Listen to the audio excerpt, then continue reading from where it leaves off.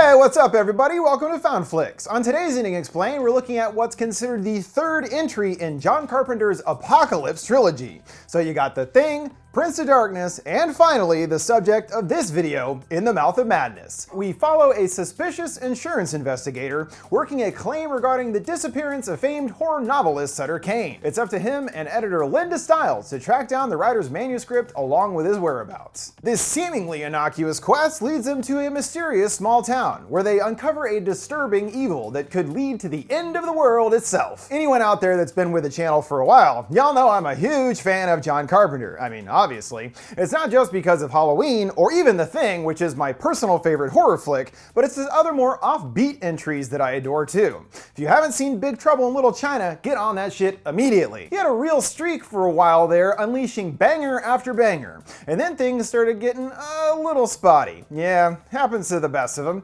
It's around the late 90s things go a bit off the rails, leading to Ghost of Mars and The Ward, and sorry, can't help you there. But I do feel like looking at his filmography as a whole, including the hits, that In the Mouth of Madness is perhaps the most underrated of the bunch. I have always liked this movie, but over time was really able to appreciate just how much is going on, and now I honestly find it kind of brilliant. There's a lot stuffed into this movie, and the story is kind of a reality-bending mystery wrapped up in a Lovecraftian creature feature. Plus, it actually has some surprising depth to our main character that adds a lot to what goes down. Also, the ending itself is a humdinger, one that really stuck with me ever since the first time I saw it. Things also do get pretty complicated about what's really going on as more and more layers are added to the story. Of course, that is why we are here today. So let's take a trip to Hobbs End and In the Mouth of Madness, breaking down the story, the important aspects of our protagonist that define his journey, and explaining the crazy-ass ending. The opening takes us through the inner workings of a book being printed, accompanied by a seriously hard-rocking theme courtesy of John Carpenter, beginning his transition from synth to more guitar-based scores. Just check this shit out.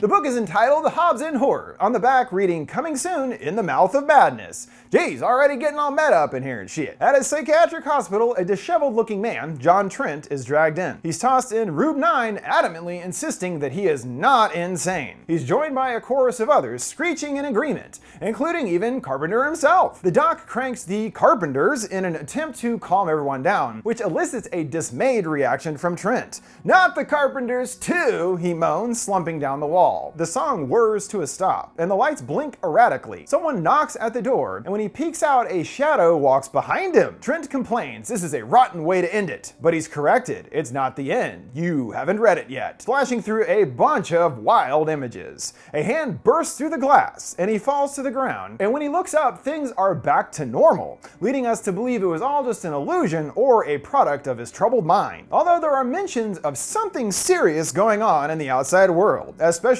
Dr. Wren is called in, thinking he has the symptoms of these other mysterious cases. He asks Saperstein if he asked for anything. Only one request, a black crayon, which he has already put to some serious use. His walls are now completely covered in crosses, as well as his outfit and his face. Wren vows that he's here to help get him out, but it seems after that mysterious visitation, he'd rather stay here, thinking it's safer. He too is aware of the occurrences going on outside, asking things are really turning to shit out there, aren't they? Wren changes the subject to him and how he got here, and Trent reveals that it all started with the disappearance of writer Sutter Kane. Trent works as an insurance claims investigator, and we see he is damn good at it. His subject, Mr. Paul, is already a sweaty, nervous mess with their interrogation, but Trent has his scam dead to rights. They have a photo of not only his wife, but his mistress too, wearing items that were said to have been destroyed in the fire. Whoops! Once they discussed these matters with his wife, she sold him out in an instant. As Trent tells him, if you're gonna make your wife your partner, don't step out on her. Words to live by, smart man. Robinson is impressed with his skills, seeing a bus ad for Kane's newest book, ominously promising you'll go mad with fear.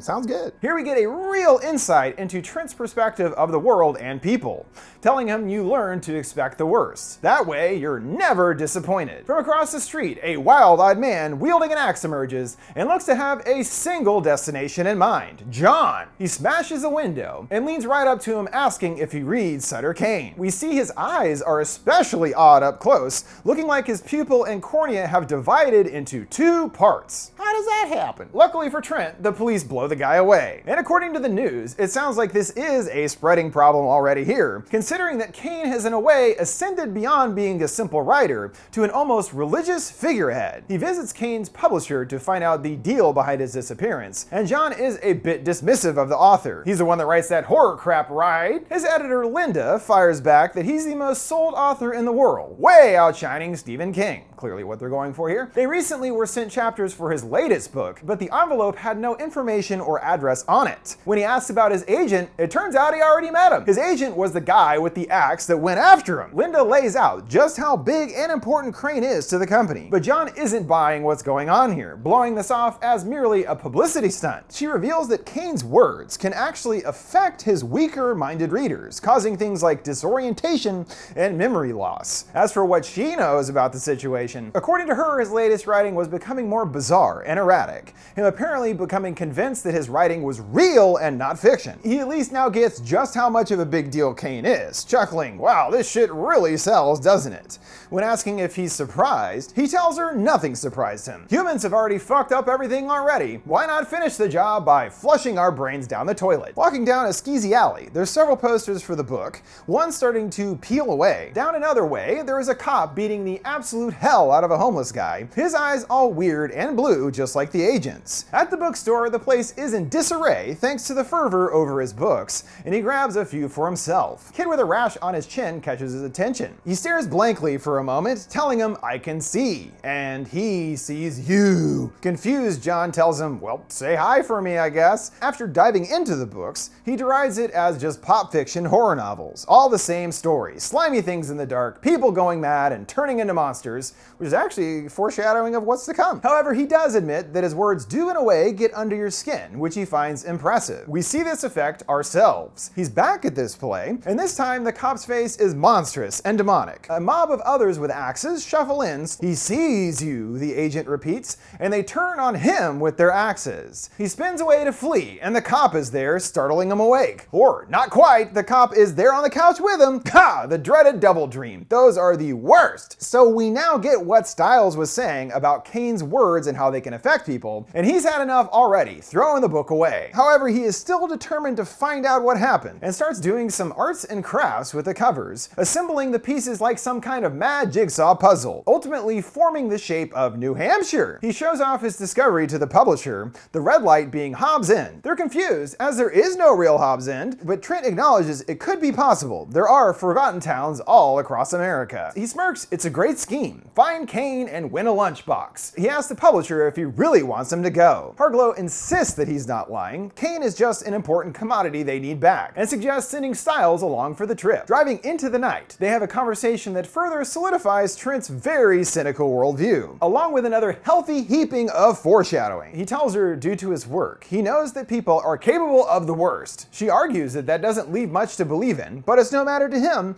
As far as he's concerned, the sooner we're off this planet, the better. She finds herself scared, considering what might happen if Kane's world were ever to become reality. Him firing back, it's not reality, it's fiction. She says reality is just what we tell each other it is. Thusly, if the definition of insane changed, you could wind up in a padded cell. She sadly thinks that if everything was gone, it sure would be lonely being the last one left. They pass some kid on a bike with cards on his spokes, disappearing behind them in the darkness. Her eyes start getting heavy, driving ever onwards in the endless nothingness. The bike kid somehow circles back and also now appears to be an old man wearing the same outfit, but she brushes it off as nothing. He shows up again, and she barrels right into him, coming to a screeching halt. The kid cries that he can't get out. He won't let me leave. She's distracted for a moment, and the kid is back to his feet, giving her a creepy smile before pedaling away. Well, that was weird, and it's about to get a lot weirder. Back on the road, it vanishes away into total darkness. She looks out the window, and the road is now a swirling mass of storm clouds beneath them. The wheels then crest some wood, and she's blinded by flashing lights circling all around her. They then emerge on the other side, in a small town, and it's morning out of nowhere. Surprisingly, they've made it to their destination, Hobbs End. Checking out the downtown, he calls it cute, Main Street, USA, yet the place place is eerily completely empty. He peeks into an antique shop, and a dog runs out in the street, followed by a bunch of children with that same rash on their faces. She calls them over, yet they vanish. They stop off at the Pickman Hotel, which is strangely familiar to Linda. She's read about it in the book. She knows every detail of the place,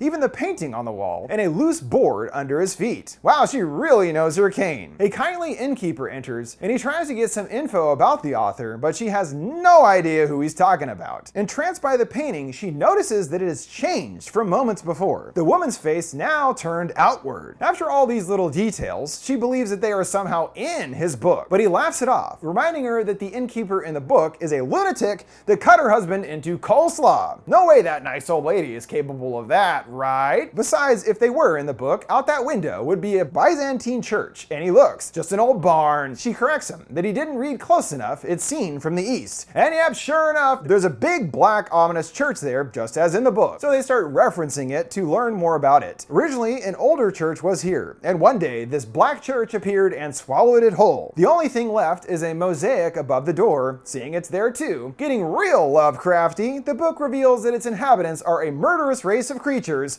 whose existence defies time itself. Well, that's spooky. There's even a part of the mosaic that represents Archangel Michael fending off one of these ghastly creatures. But this is only an idea of what they look like. The book calls them indescribable. Another concept ripped straight from Lovecraft. Even these passages are direct quotes from some of his works. So void of the unknown, indescribable evil. It's the fear of the unknown that makes it so scary, the concept goes. He thinks they're wasting their time, and again proving how much Linda knows, she informs him they'll have someone to question soon. And right on cue, a bunch of cars come speeding up towards the church, led by none other than Vigo the Carpathian himself. No big deal. He screams to give his boy back, and the door flings open, and the child is standing there. The doors start opening and closing repeatedly. It opens once more, and Kane appears in the flesh. He unleashes guard dogs upon the group. A girl is there, also creepily informing them, I see. Trent is furious now, as the only logical explanation that she knew that people were coming is because this is all staged. They just want him to blab about this to the media, all just to sell a few more books. Fuck that, he growls. She spills the beans that it was supposed to be a stunt, but Kane never actually showed up. They weren't supposed to find anything on their trip, but well, they did. It's real, she states adamantly. It's all from the book. That's how she knows. He says that he's read all the books too, but it's in the newest one that no one has read except her and the agent. Its plot consists of the end to everything. It begins in Hobbs End, and evil returns, taking over piece by piece, starting with the children. Looks like it already got that taken care of. He really hopes that she is just making all this up, because if he believes what she's saying, he'd have to be crazy. She bizarrely out of nowhere starts trying to seduce him, which is actually kind of hilarious, but he's not having it, ordering that it's time to leave. She decides to stay,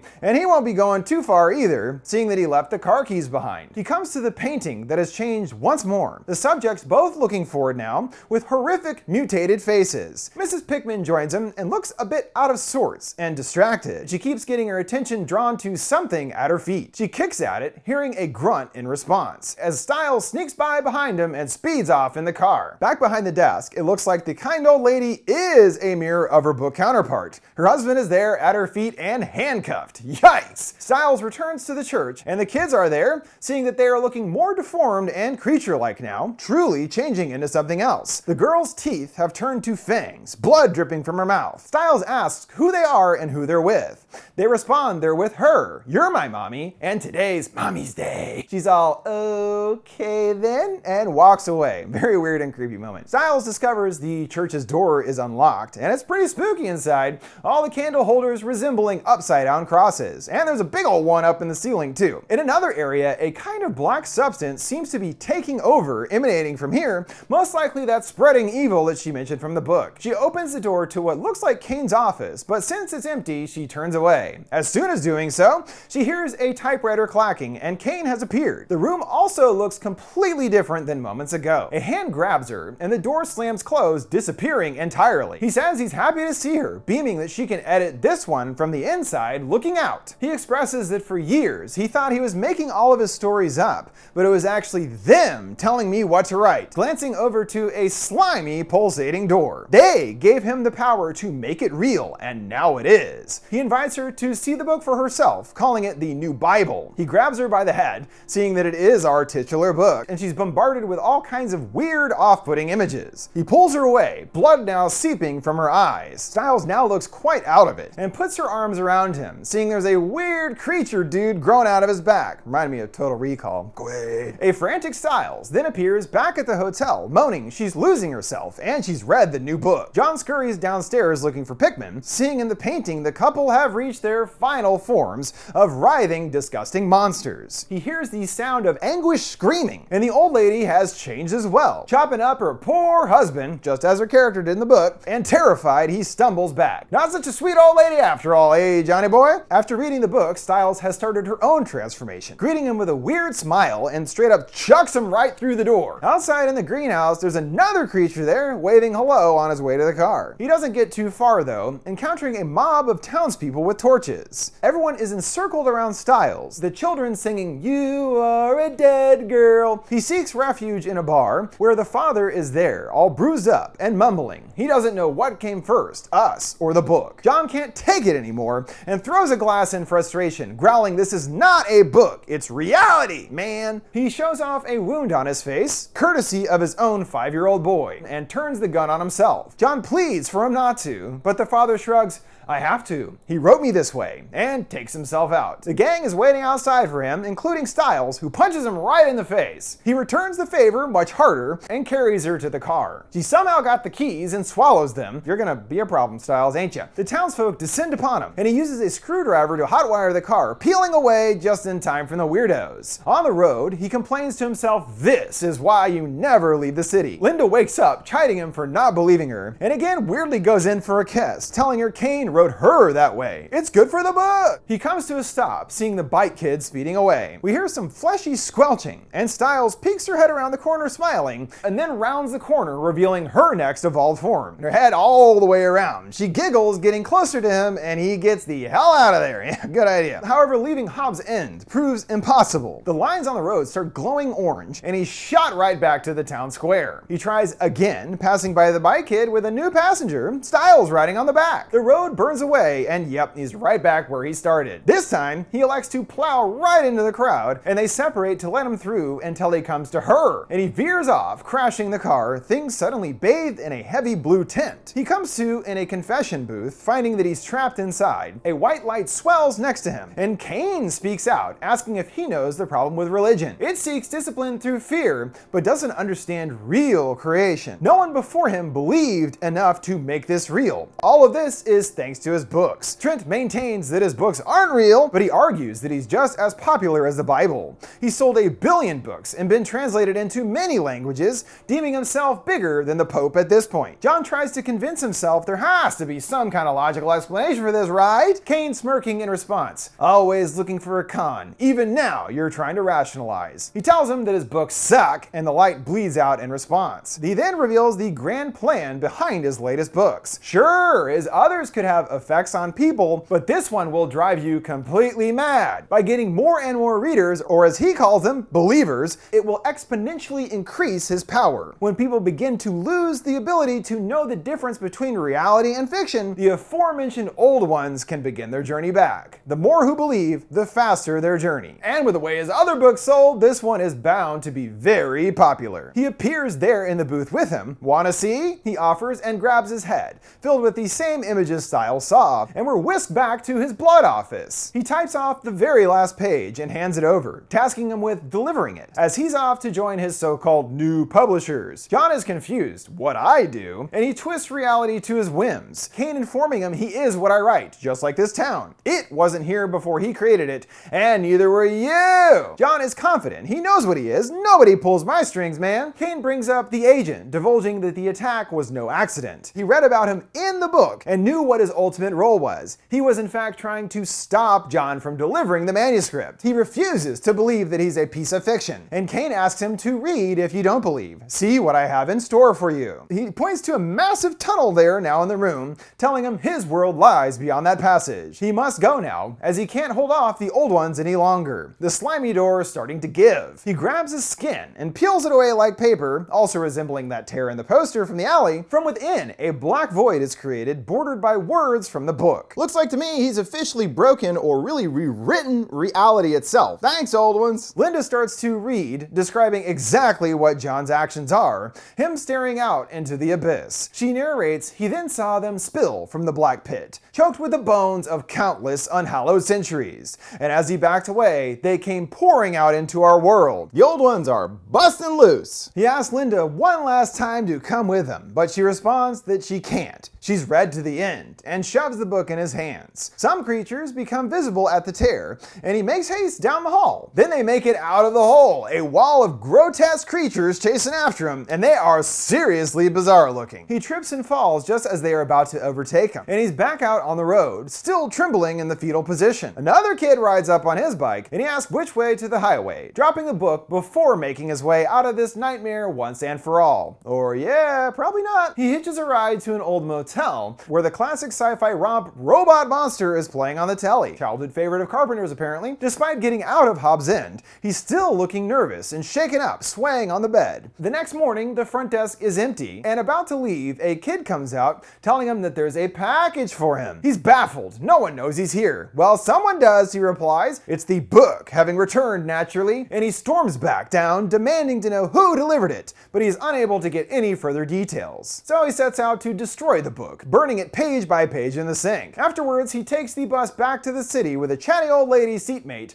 rambling on about the old days. He awakens from a nap to Sutter there, him chuckling knowingly, assuring him that he's not going anywhere. I'm God, you understand? Trent fires back, God isn't supposed to be a hack horror writer. Unfazed, he shows off his newfound powers, telling him, did you know blue is my favorite color? And he wakes up to an overly blue saturated world, causing him to lose it and scream at the top of his lungs. He wakes up again and everything is back to normal, the lady assuring him it was just a bad dream. He is still hopeful to find some kind of real-life concrete evidence that the town is real, because otherwise he'd be crazy, right? But the lady at the Hall of Records sets the record straight appropriately. It couldn't have been called Hobbs End. There never was or ever shall be a town by that name. He loses his shit, demanding to speak to his supervisor, but elects to leave without any further incident. So it's looking more and more like no matter how unbelievable, there's ancient evil magic afoot here. He then finds himself back at the posters in the alley and peels further at the tear, revealing another one underneath, the man in the drawing bearing a striking resemblance to John. Reality continues not adding up, even though he made it back to the real world, when he fills the publisher in on his own story of what happened. Harlow is confused, thinking that John doesn't even believe his own story. He smirks, well, if I did, I would be crazy. He brings up how the books can affect people, as Styles told him. He interjects, oh yes, that's who you said I sent along with you, but he's positive that he went solo. There is no Styles at all to his knowledge. He mulls over how he couldn't remember, and comes to an easy conclusion. She must have been written out of the book. Well, that explains it. Totally normal. Harlow asks if the book infected him, and he gets serious. Everything I've said is true. That is why I had to destroy the last manuscript. Yet again, things aren't as he remembers, Harlow correcting him that he knows that's not the case. He delivered the book himself 3 months ago. It's already been in stores for nearly 2 months at this point. Oh no! John begs for him to pull the book immediately. It's gonna drive people crazy. You hope so, as the movie is coming out next month, leaving John terrified to the core, backing away in a stupor. At the bookstore, things have boiled over into a dangerous fervor for the public clamoring to get their hands on a copy of the book, hearing news of it breaking the publishing record worldwide, which, you know, good news for Charlton Heston and Kane, although as the news also notes, there's violent outbreaks occurring everywhere, spreading into a full-blown global epidemic at this point. It's the apocalypse, people! A kid comes out, pouring over his fresh copy, blood dripping out of his eyes, which have also split into 2 parts. He bumps into a deranged-looking John, asking if he likes the book.